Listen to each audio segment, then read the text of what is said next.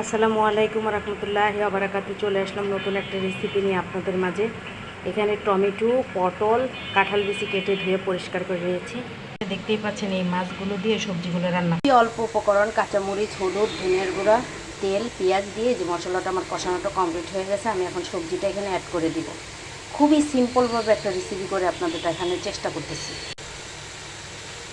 দেখতেই পাচ্ছেন আমার সবজিগুলো এখানে দেওয়া হয়ে গেছে। আমি এখন 15 মিনিট সবজিটা কষাবো।